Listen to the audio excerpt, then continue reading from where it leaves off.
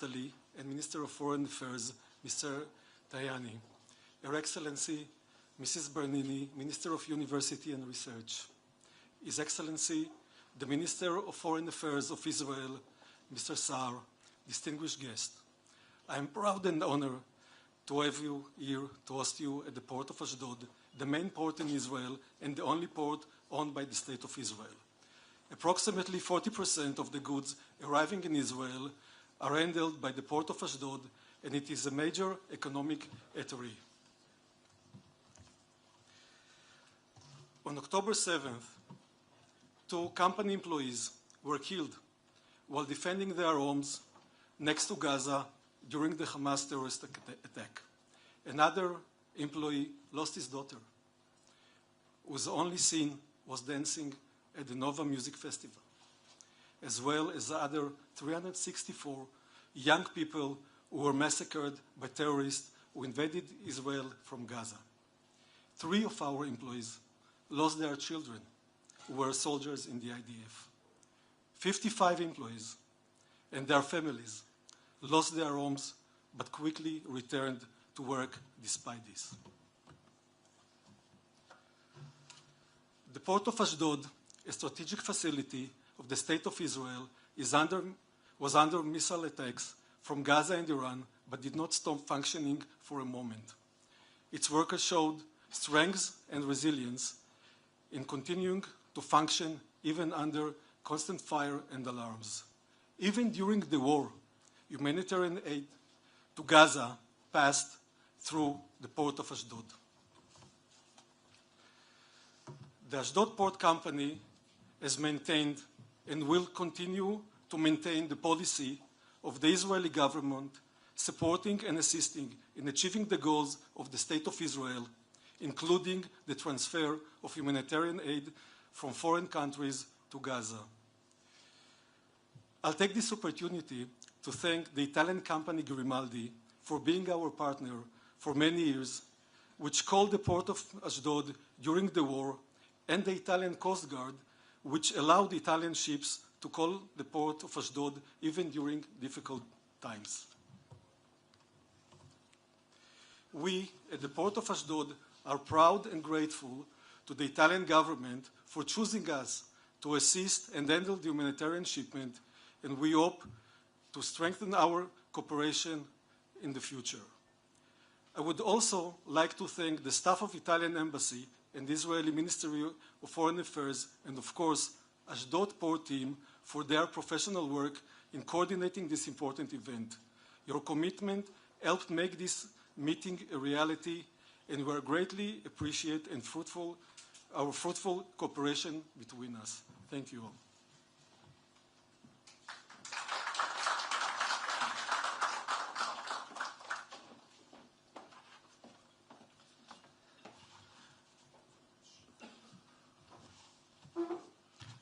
Thank you, Chairman Schneider, for your hospitality and for your words. We'll now hear opening remarks by Minister of Foreign Affairs Gideon Saar, Deputy Prime Minister and Minister of Foreign Affairs Antonio Tajani, and then we'll open it for questions. Ministers, please.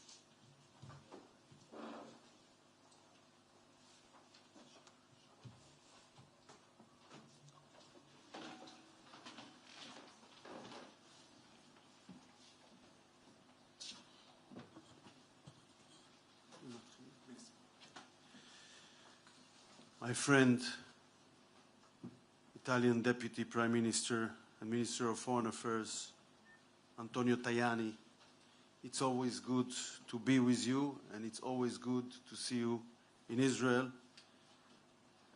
I want to thank the Chairman of Ashdod Port, Shaul Schneider, and to thank Ashdod Port for its hospitality. It is our 3rd meeting and your 2nd visit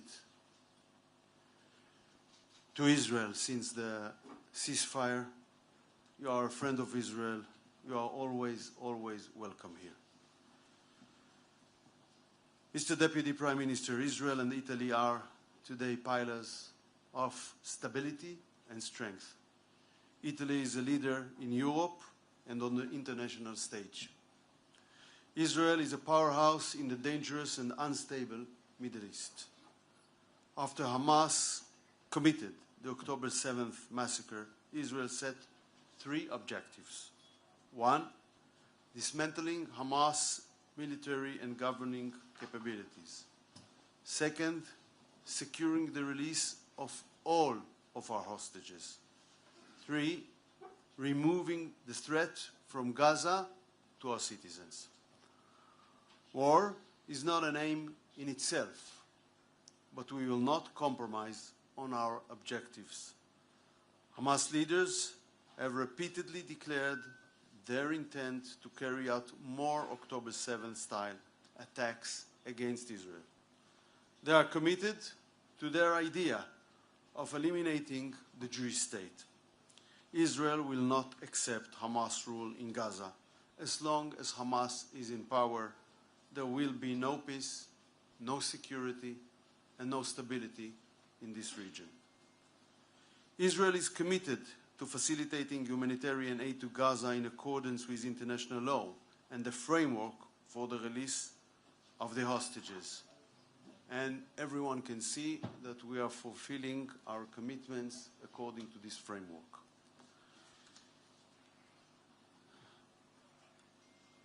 But I want to emphasize something very clear. UNRWA is not part of the solution in Gaza. UNRWA is part of the problem. UNRWA employees participated in the October 7 massacre. UNRWA facilities are used for Hamas terror operations. UNRWA leadership did nothing to uproot the terror activities in its organizations. Israeli British hostage Emily Damari was held in UNRWA facilities. It is unbelievable. While some have called for Israel to help UNRWA, they misunderstand the Israeli people. The law banning UNRWA in Israel was passed in the Israeli Knesset by coalition and opposition alike. After October 7, there is a wide consensus in Israel.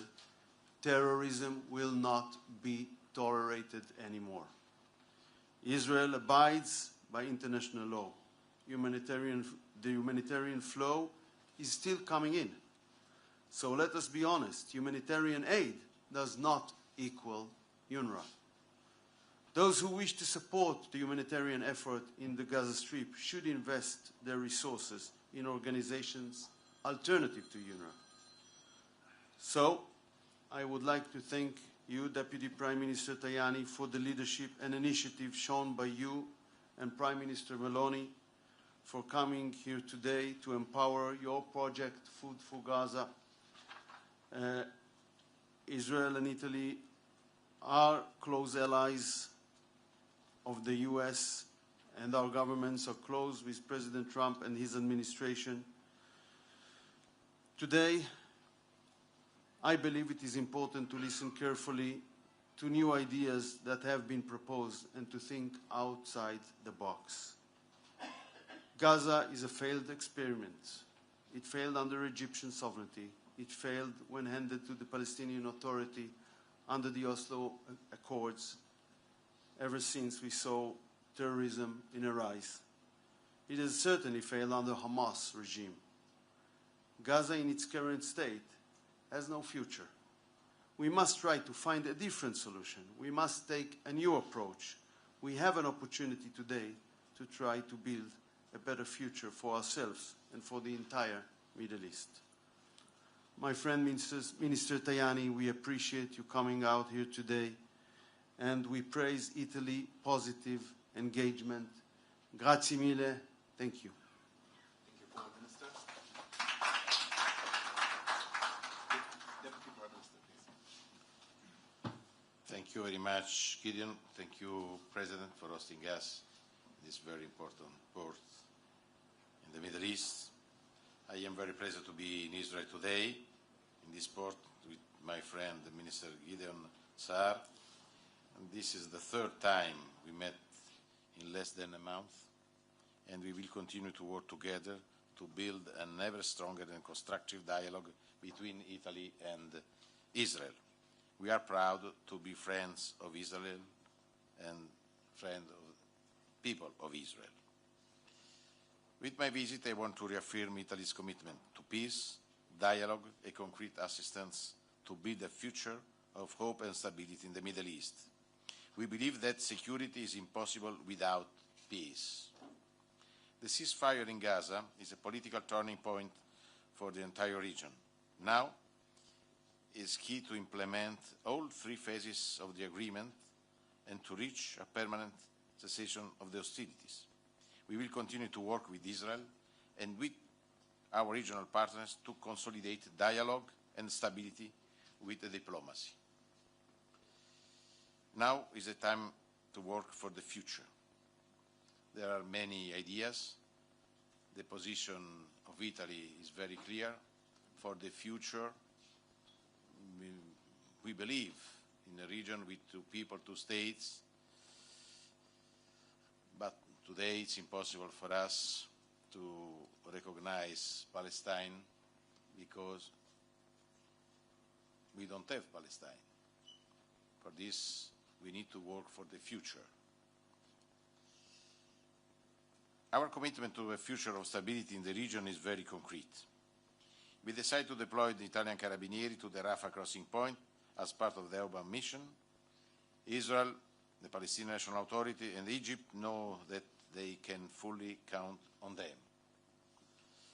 Since the 7th of October, we have allocated 18 million euro for humanitarian aid in support of the civilian population of the Strip, who is paying a heavy price for the terrorist insanity of Hamas. For us, it's impossible to talk with Hamas. It's not our interlocutor. Hamas out of Gaza is a solution if you want to build peace in this part of the world. I would like to thank once again the Israeli government for the strong support to the initiative Food for Gaza from the very beginning. The fact that 15 trucks and other materials arrived here today is a very important signal.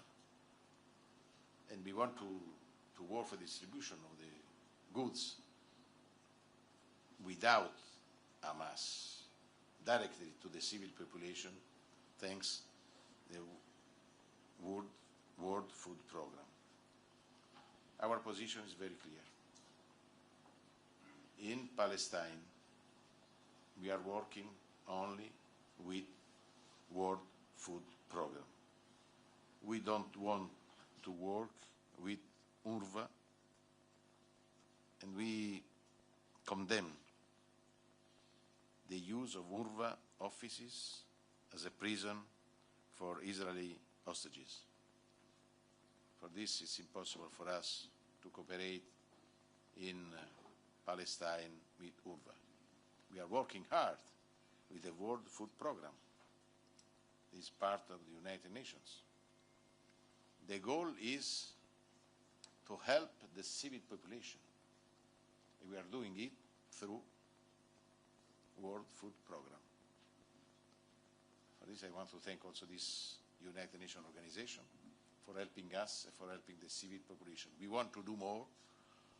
Probably we will change the name of our strategy. Probably the name will be Italy for Gaza. Italy for Gaza, because we started with the food, now also with the medical doctors, also for helping the young people with cancer. For this, I want to thank the Israeli government for helping us, for having in Italy, in our hospitals in Piemonte region and the Lazio regions, young children with cancer. And this, for us, the humanitarian aid is very important. For this, we want to do more for helping the civil population. This is our mission.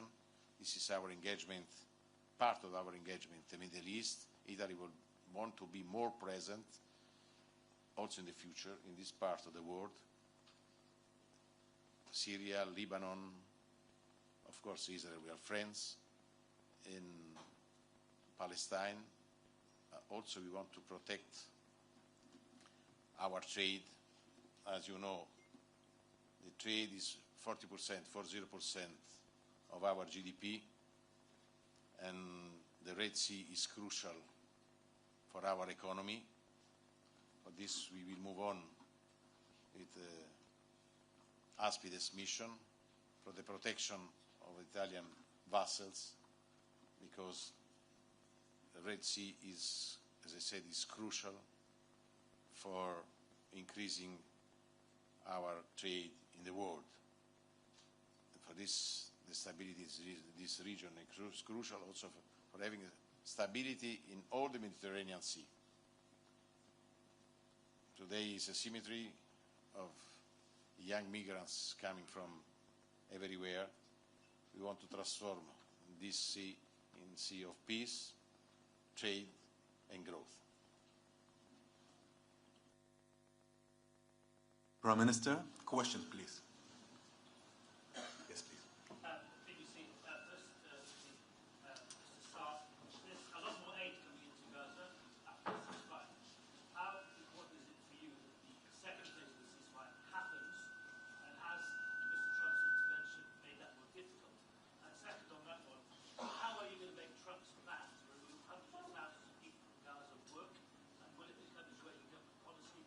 And Mr. Tajani, what do you think of the Trump plan and its impact on the humanitarian situation in Gaza? Thank you. First of all, it is important for us to implement the framework, the release of our hostages, with all its phases. Of course, as I mentioned, we are committed fully to all three objectives of the war, as the Security Cabinet had defined it. So, war for itself is not an ideology. If we can achieve our objectives by diplomatic means, by political means, very good. If we will not be able to do that, we will have to go back to military activities, which might be different operated, but I don't want to enter to that because, as I said, we will hold negotiations. There is also a third option that we will. One option is to reach an agreement within the framework of the first 42 days. Second option, as I mentioned, to return to military activity. Third option is, if you see you have an effective negotiations, you can make the framework of the time longer if you think there is an horizon of reaching to an agreement. So this is the theoretical options. We would like to implement, but we have a commitment. We will not. I said it previously. Hamas rule in Gaza will make. First of all, it will make the life of Palestinians residents in Gaza miserable, as it did. It will be a consistent threat for the security of our people, and it will be a source of instability to all the region, because you saw already that October 7 attack caused a regional war. So it is very important to understand that. We must change that situation. If we can change it by political means, very good. With regard to the idea presented by President Trump, I spoke about it. I think it's time to bring ideas out of the box. We saw what happened to previous ideas, and we don't want to go back to suggestions and moves and plans that were failed already in the past. We must think differently. We don't have details yet, but we can talk about principles. The principles must be everyone that is ready to immigrate, wants to immigrate from his free will. It is moral to give him that option and not to put him in prison. So everything must be based on the free will of individual, and on the other hand, of a will of a state that is ready to absorb. And so if these two issues are addressed, it's moral, it's humane, it's all right. But of course, these are principles. We should check, we should see details, which countries are involved, other issues. But from the principal point of view, no one can deny that if these two principles exist, it is immoral to do such a plan. It is, on the contrary, it is very moral. I am very pragmatic. I think we are leaving the first step of the ceasefire.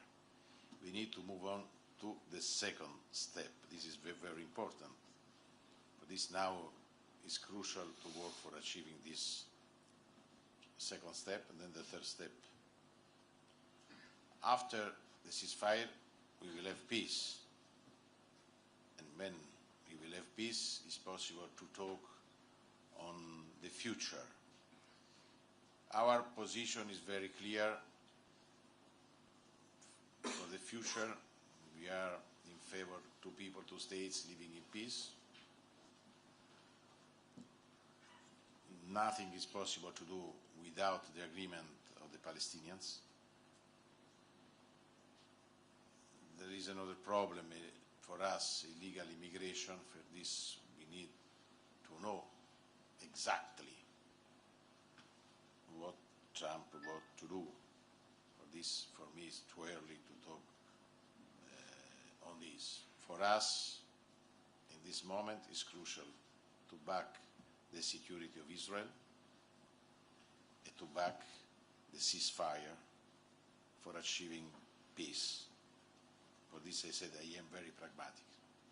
This now, we need to work for achieving these two very important goals, not only for Israel and Palestine, but for everyone in the world, because the stability in this region is crucial for the stability in the world. Thank you. Next question, please. Yes. Other questions?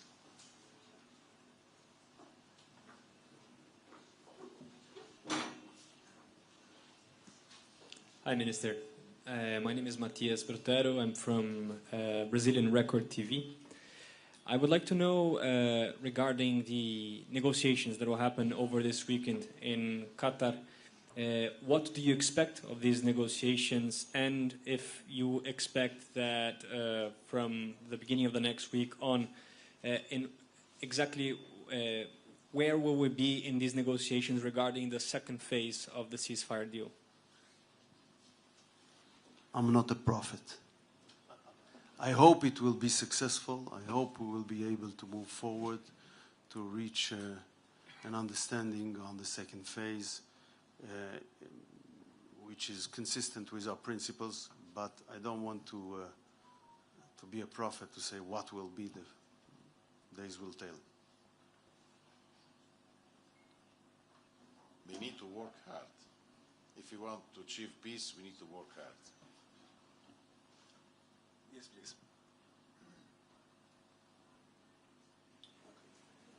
יש שם מישהו שמצביע. Yes, please. If you can raise your voice, please.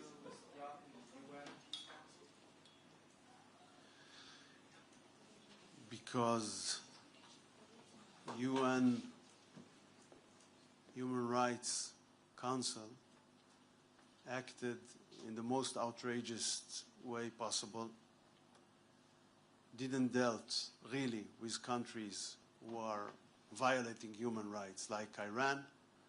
By the way, they had decisions on Israel more than Iran, Cuba, North Korea, and Venezuela all together. So they were biased, they were obsessive, about Israel. You can say they were anti-Semites because they used double standards with regard to our state. So we decided not to play in this phony game anymore. I praise the courageous and just decision of President Trump, and we did equally. I want to add one more. Yes, please. Please. On anti-Semitism. This is a big danger, also in Europe. We need to stop immediately anti-Semitism, because it's crucial for Europe. We believe in human rights. We are in favor of freedom of religion. Also, 2 days ago, a Jewish baby in Rome, around a lot of people pushing him because he's Jewish. This is impossible for us. Never forget Shoah, never. And we need to work day by day against anti-Semitism. Okay, it's possible to talk against the government. Okay, it's normal. So against me, but the problem is not a political issue. Anti-Semitism is a moral issue. For this, we need to fight and to stop immediately at school, starting from the schools, to stop anti-Semitism. If we want to live in peace. To shoot in the name of God is to shoot against God. For this, we need to stop immediately. Thank you. Yes, please.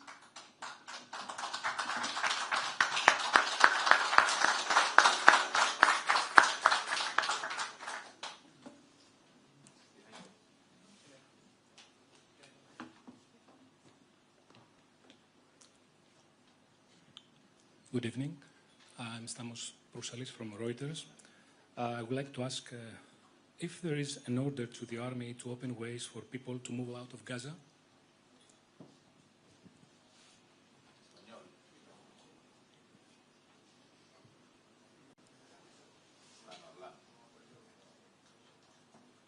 I think there was an announcement today from the defense minister. Everyone can read it, everyone can understand it. I cannot add anything to what is written there.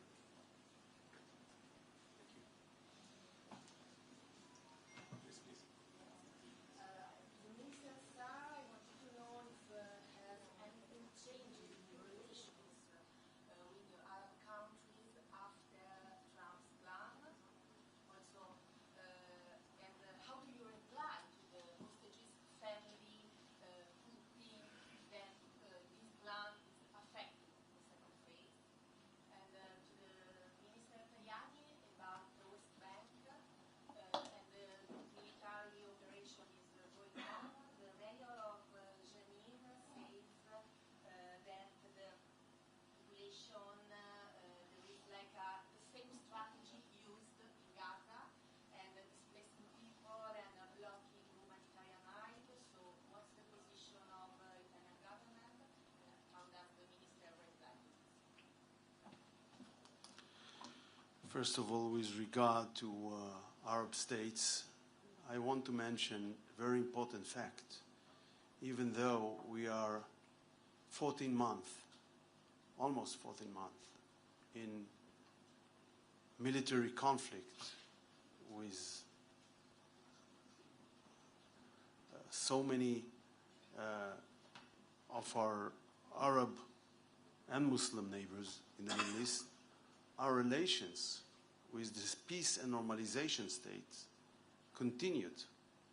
Not even one state, not of the Abraham Accords and not of the previous accords, beginning with the first peace agreement with Egypt from the 70s, after that the Jordanians, and after that all the other countries, relations continues with all Arab states. In certain cases, they became low profile due to the time and circumstances, but none of these states broke relations with Israel. It is very important to recognize this fact. I think it's an important fact. I think it demonstrates that everyone understands that normalization and good relations with us is in the benefit of both sides. So we would like to, of course, to continue with that. And by the way, we want to widen this club of our neighbors and have new normalization agreements. And I think it is possible because we already saw that President Trump in his first term brought the Abraham Accords, and I think he's the right man to also to help us to reach to new peace agreements. So sometimes you can have differences. Of course, we had, during the war, we had criticism from certain Arab states, but none of them broke relations. It's very important. With regard to hostages' families, first of all, I had hundreds of hours meeting hostages' relatives during this war. I worked very hard, and I still do. And I know there are different opinions of different relatives and families, but one thing must be a principle. Don't argue with an hostage's families. I will never do that because I can understand their situation, their care for their loved ones, and we must do our utmost as a government to release all the hostages. And I had the privilege to vote for both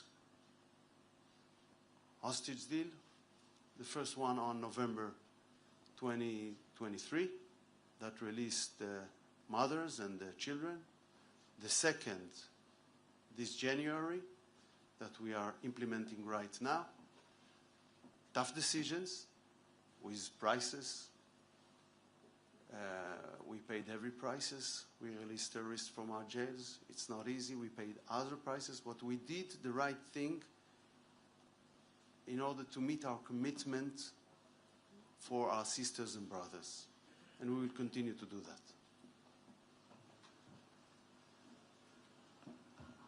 Janine, it's right of Israel to protect himself, but we need to be prudent, and we need to split the civil population and the terrorists. But also, it's also a crime to use the civil population for organizing terrorist attack. This is very dangerous for the civil population. Of course, my message is to Israel, please, be prudent. But we condemn the use of the civil population for protecting Hamas and the terrorism. It's a double message. Prudence, but it's a crime to use the civil population for protecting terrorism.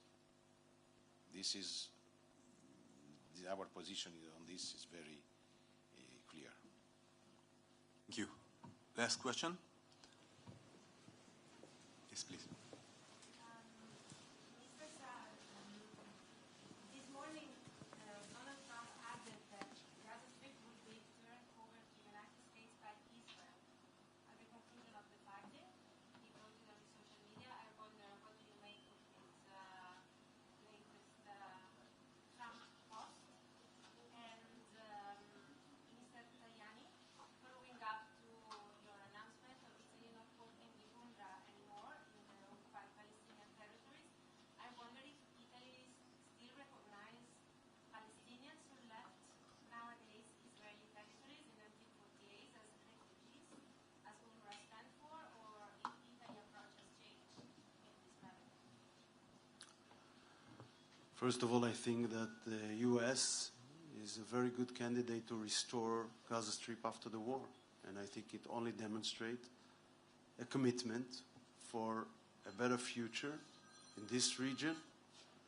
And I praise Donald Trump, President of the United States, on his willingness to be engaged. Our position is every day the same. Our goal is two people, two states. But today, it's impossible for us to recognize Palestine because Palestine doesn't exist. There is West Bank and Gaza. Palestine is not a state in this moment.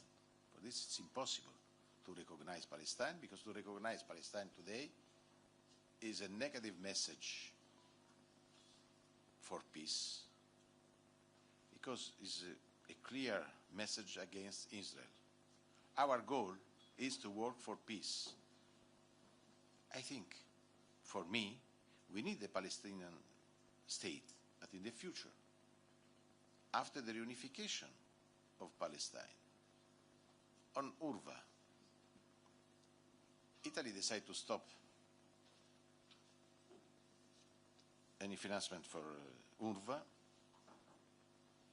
because UNRWA, with many workers of this organization, was part of the attack against the Israeli civil population the 7th of October 2023. We are working hard with the United Nations through the World Food Programme. The problem is not UNRWA or World Food Programme. The problem is to help the civil population without the intermediation of Hamas. We condemn, as I said, the use of UNRWA, of the offices, as a prison for Israeli hostages. Now we are financing UNRWA for a project outside Palestine, for Palestinian people living in other countries, but not in Gaza. But I think, as I said, it's important to back the United Nations. World Food Programme is part, as UNRWA, of the United Nations. But World Food Programme is neutral. It's not fighting with Hamas, it's not fighting with Israel. It's working only for helping civil population. And this is our goal, to help the civil population. Because our engagement is not a political engagement in favor of one or the other. The only one goal of Italy is to back the civil population. If we want to achieve peace, we need to calm the situation. It's not to organize the Palestinians against Israel. For this, our engagement is in favor of the United Nations.